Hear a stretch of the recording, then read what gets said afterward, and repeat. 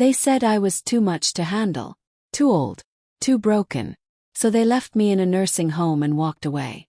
I thought I'd spend my last days alone. Until she showed up. What happened next? A story of regret, redemption, and the kind of love that never fades. Before we begin, make sure to subscribe, hit that like button and turn on notifications. Stories like this one. They're why we do what we do, so you never miss a moment that could change your heart. The day they walked away. The door clicked shut with a finality that echoed through my bones. Just like that, I was alone. I sat in the stiff armchair by the window, my fingers gripping the armrests until my knuckles turned white. Outside, Daniel's car idled at the curb, exhaust puffing into the cold November air. I could see Lisa in the passenger seat, already checking her phone. Her lips moving in that impatient way she had when she wanted to be somewhere else. "Mom, it's for the best," Daniel had said just minutes ago. His voice too loud, too cheerful, like he was trying to convince himself more than me. His hand had been warm when he squeezed my shoulder, but the gesture felt hollow. "You'll get proper care here. They have activities. Other people your age. People my age." As if that was all I needed now. A room full of strangers waiting to die. The nurse, Brenda, her name tag said, bustled around the small room, adjusting the bed, fluffing the pillows that would never feel like mine. "You're going to love it here, Mrs. Carter," she chirped, her smile stretching too wide across her face. "We have bingo on Tuesdays and movie nights every Friday." I didn't answer. My eyes were fixed on the car outside. On the way, Daniel hesitated before opening the driver's door. For one wild, desperate moment, I thought he might turn around. That he'd come back inside and say this was all a mistake, that he was taking me home. But then Lisa said something to him and he got in the car. Just like that.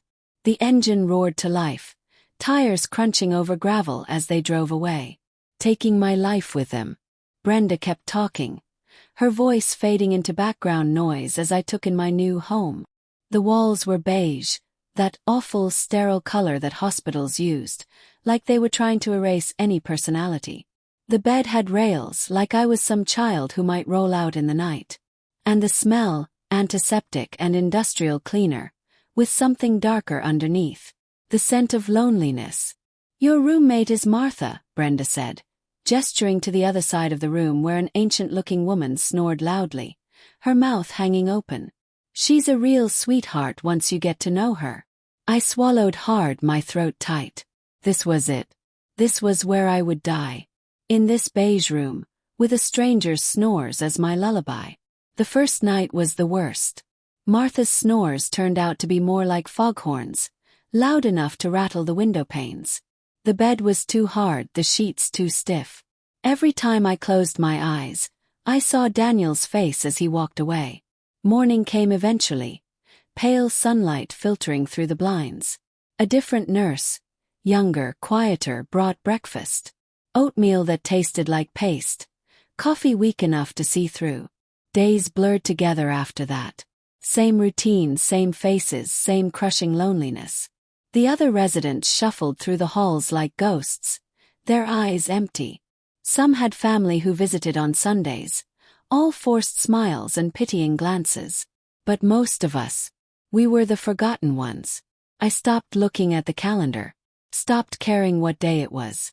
What did it matter when all your days were the same? Then 3 weeks in, it rained. I remember because the sound was different that day. Heavier, angrier. The kind of rain that made the windows shake. I was dozing in my chair when I heard the commotion at the front desk. Voices raised over the storm. Then footsteps, coming closer.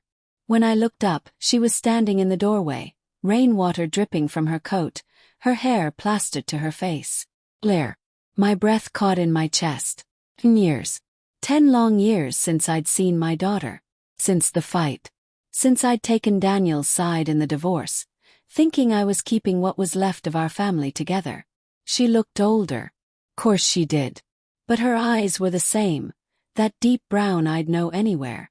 For a long moment, neither of us moved. The only sound was Martha's snoring and the rain against the windows. Then Claire took a shaky breath.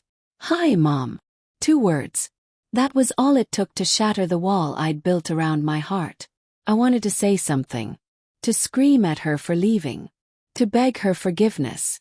But my throat closed up, trapping all the words I'd practiced over the years. She stepped closer, her boots leaving wet prints on the linoleum. I could see her hands trembling as she reached into her pocket. "I brought you something," she whispered. And that's when I noticed what she was holding. The photo was wrinkled at the edges, like it had been carried in a pocket for too long. But the little girl's smile was bright enough to light up the whole damn room. My hand shook as I reached for it. "Mom," Claire said, her voice breaking. "There's something you need to know." Outside, the storm raged on. But in that moment, all I could hear was the pounding of my own heart as I stared at the picture of the granddaughter I never knew I had. The secret she kept. The rain tapped against the window like a ghost trying to get in. I sat in that stiff-backed chair, the one that made my bones ache, staring at the woman in front of me. Claire. My daughter. The one I hadn't seen in 10 years. The one I thought had forgotten me. She looked different. Older, of course. Lines around her eyes that hadn't been there before. Her hair was shorter, darker than I remembered. But her hands, those were the same. Delicate like her father's. She twisted them in her lap now, like she used to do when she was nervous. "Hi, Mom." 2 words. That was all it took to crack something open inside me. I wanted to say something clever, something sharp. Maybe "you're late" or "took you long enough." But all that came out was a shaky breath. She reached for me, then stopped like she wasn't sure she was allowed. "I missed you every day," she whispered. And just like that, the dam broke. Tears burned my eyes, but I refused to let them fall. I was still angry. Still hurt. "You left," I said, my voice rough. "No calls. No letters. Nothing." Claire flinched, but she didn't look away. "I tried." Scoff. "Tried." She reached into her bag and pulled out a stack of envelopes, tied together with a faded ribbon. My name was on every one. My address. And stamped across them in angry red ink. "Return to sender." My stomach dropped. "I wrote to you," she said, her voice barely above a whisper. "Every month. 4 years." I took the letters, my fingers trembling. The dates went back, way back. The first one was just a few weeks after our last fight. The last one was from 3 years ago. "I called too," she continued. "But you never answered. Daniel always said you were sleeping. Or out. Or that you didn't want to talk to me." My throat tightened. Daniel. My golden boy. The one who'd taken care of everything after his father died. The one who'd promised me, over and over, that Claire was better off without us. "She's always been unstable, Mom. You know that." I'd believed him. Claire wiped her eyes with the back of her hand. "I gave up after a while. Figured you'd made your choice." The weight of those words crushed me. All those years. All those wasted moments. And then she reached into her bag again and pulled out a small photo. "But I couldn't let her grow up without knowing you." I took the picture and my heart stopped. Little girl. Big brown eyes just like mine. A smile that could light up the world. "Her name's Sophie," Claire said softly. "She's 6. I couldn't breathe. "A granddaughter. I had a granddaughter. She asks about you all the time," Claire continued. "Wants to know why her grandma doesn't visit." The guilt hit me like a truck. All those birthdays. Christmases. First steps, first words gone. Because I'd believed the wrong child. I opened my mouth to say something. Anything, but before I could, the door flew open. Daniel stood there, his face flushed, his eyes wild. "What the hell are you doing here, Claire?" The air in the room turned to ice. Claire stiffened but didn't back down. "I came to see Mom." Daniel's laugh was sharp, ugly. "After 10 years. What, you finally run out of money?" Claire's jaw tightened. "I'm not the one who's been lying to her." Daniel's eyes flicked to the letters in my hands, then back to Claire. "Get out." Claire stood, her voice steady. "No." The two of them glared at each other, the years of resentment bubbling to the surface. "And me." I just sat there, clutching that photo, wondering how the hell my family had fallen apart so completely. And then Daniel said the words that changed everything. "You're not welcome here, Claire. And if you think Mom's going to choose you now, after everything, you're even more delusional than I thought." I looked down at Sophie's smiling face. And for the first time in 10 years, I knew exactly what I had to do. The truth comes out. The silence after Daniel's accusation hung thick in the air, like the moment before a storm breaks. I clutched Sophie's photo to my chest, the edges digging into my palm, as my children faced off across my nursing home bed. "You think I came here for money?" Claire's voice was dangerously quiet, the way it used to get right before she'd explode as a teenager. "Look at her, Daniel. Really look at her. Does she look like she's rolling in cash to you?" Daniel's eyes flickered to me, then away just as fast. His collar was too tight, making his neck flush red. "You always had perfect timing, Claire. Showing up now when Mom's assets. You son of a bitch." Claire lunged forward, but I grabbed her wrist. Her skin was fever-hot under my fingers. "Stop," I croaked. My voice surprised me. I hadn't realized I still had any strength left in me. "Both of you." Daniel straightened his tie, that smug lawyer look he'd perfected over the years sliding into place. "Mom, you don't understand what's happening here. Claire's been." I found the statements. Claire yanked a folded stack of papers from her purse and slapped them onto my bedside table. "From your secret account. The one where you've been funneling Mom's social security checks." My hands shook as I reached for them. The numbers blurred, my damn cataracts, but I could make out enough. Mounts. Name. Daniel made a grab for the papers, but Claire was faster. "You've been stealing from her for years," she hissed. "While telling her Medicare covered everything. While selling her china. Her jewelry." A memory surfaced. Daniel mentioning just last Christmas how he'd stored Grandma's pearls somewhere safe. How had I not seen it?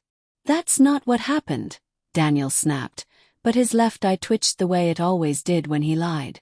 "I was protecting Mom's assets from me." Claire laughed, a bitter sound that ended too soon.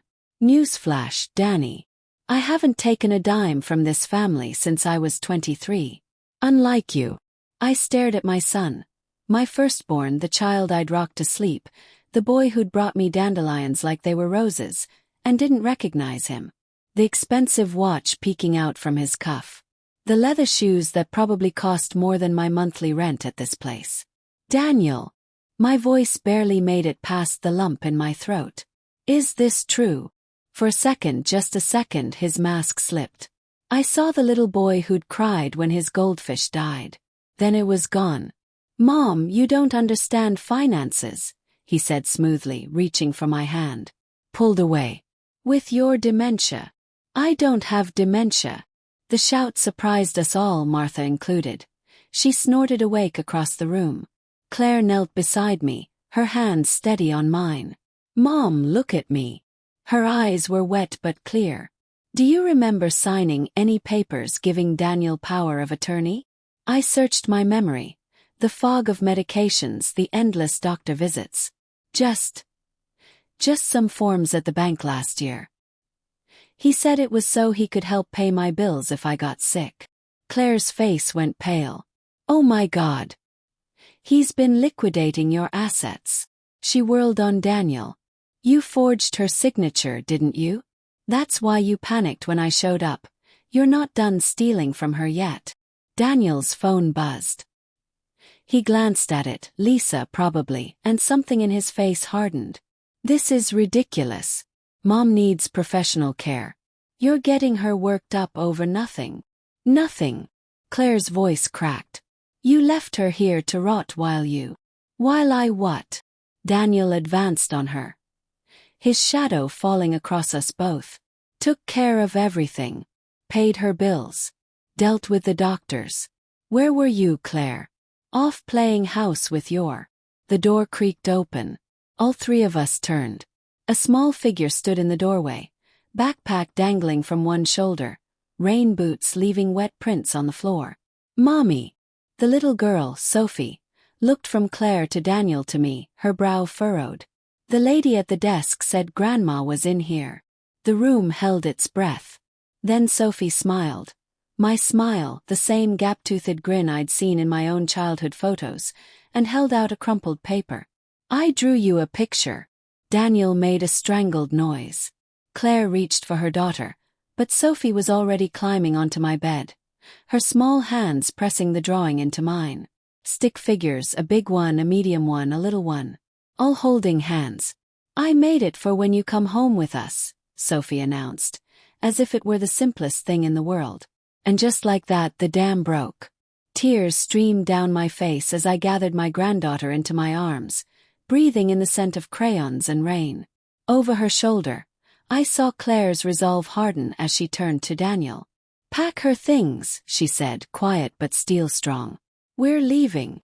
Daniel's mouth opened, then closed. For the first time in his life, my golden boy had nothing to say. Outside, the storm finally broke.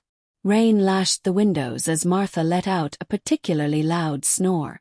And in that moment, with Sophie's arms around my neck and Claire's hand on my shoulder, I realized. This wasn't the end of my story. It was the beginning. The ride home.